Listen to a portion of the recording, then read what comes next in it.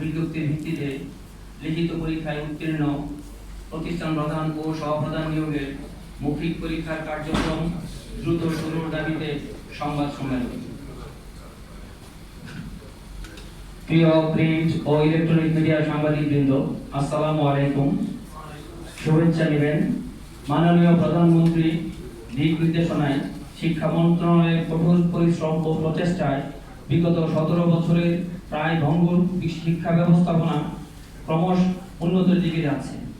বর্তমান সরকারের গৃহীত বিভিন্ন পদক্ষেপের ফলে শিক্ষা ব্যবস্থাপনায় যে পরিবর্তনের সূচনা হয়েছে তা সর্বমহলে ব্যাপক প্রশংসা অর্জন করেছে।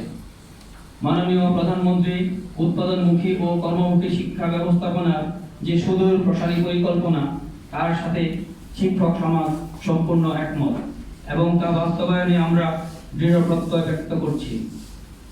মাননীয় প্রধানমন্ত্রীর উক্ত পরিকল্পনা বাস্তবায়নে দরকার সৎ, যোগ্য, মেধাবী ও আধুনিক প্রযুক্তি নির্ভর এবং প্রযুক্তি জ্ঞান সম্পন্ন একদল দক্ষ শিক্ষা প্রশাসক ও নেতৃত্ব। এই লক্ষ্য বাস্তবায়নের জন্য গণপ্রজাতন্ত্রী বাংলাদেশ সরকারের শিক্ষা মন্ত্রণালয় দেশের সকল এমপিভুক্ত বেসরকারি শিক্ষা প্রতিষ্ঠানের প্রতিষ্ঠান প্রধান ও সহপ্রধান নিয়োগ, শিক্ষক নিবন্ধন ও প্রত্যয়ন কর্তৃপক্ষ এর মাধ্যমে কেন্দ্রীয়ভাবে গ্রহণের সাহসী পদক্ষেপ গ্রহণ করে, যা সর্বমহলে ব্যাপক প্রশংসা অর্জন করেছে।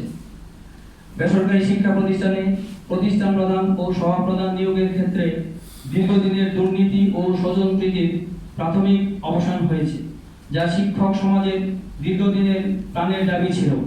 শিক্ষা মন্ত্রণালয়ের সিদ্ধান্ত মোতাবেক গত 18 এপ্রিল 2026 তারিখে NTRCA এর মাধ্যমে বেসরকারি শিক্ষা প্রতিষ্ঠানের প্রতিষ্ঠান প্রধান ও সহপ্রধান পদের লিখিত পরীক্ষা অনুষ্ঠিত হয়। উক্ত পরীক্ষার ফলাফল গত 22 এপ্রিল 2026 তারিখে প্রকাশিত হয়। উক্ত পরীক্ষায় 53,000 পরীক্ষার্থীর অংশগ্রহণ করে এবং 14,942 জন পরীক্ষার্থী উত্তীর্ণ হয়। বিশেষজ্ঞ প্যানেল কর্তৃক প্রণীত সিলেবাস অনুসারে উক্ত পরীক্ষা প্রশ্নপত্র প্রদান করা হয় এবং বাংলাদেশ প্রকৌশল বিশ্ববিদ্যালয় বুয়েট প্রশ্নপত্র মূল্যায়ন করে। লিখিত পরীক্ষায় উত্তীর্ণ পরীক্ষার্থীদের মৌখিক পরীক্ষা গ্রহণে বিলম্ব হচ্ছে, যা সম্পূর্ণ অনাকাঙ্ক্ষিত এবং অনভিপ্রেত। সম্পূর্ণ স্বচ্ছ ও ত্রুটিমুক্ত লিখিত পরীক্ষার মাধ্যমে এমপিভুক্ত শিক্ষা প্রতিষ্ঠান প্রধান ও সহপ্রধান পদে উত্তীর্ণ প্রার্থীদের দ্রুত সময়ের মধ্যে মৌখিক পরীক্ষা গ্রহণের কার্যক্রম শুরু করার জোর দাবি জানাচ্ছি। নিবেদক অষ্টম NTRCA নিয়োগ পরীক্ষার উত্তীর্ণ ভাইবা প্রত্যাশী শিক্ষকবৃন্দ, সম্মানিত সাংবাদিকবৃন্দ, আমরা এখানে আমাদের লিখিত বক্তব্য শেষ করছি। আমরা আপনাদের সহযোগিতা চাই। আমরা দেশের শিক্ষা ব্যবস্থাকে উন্নত করতে চাই।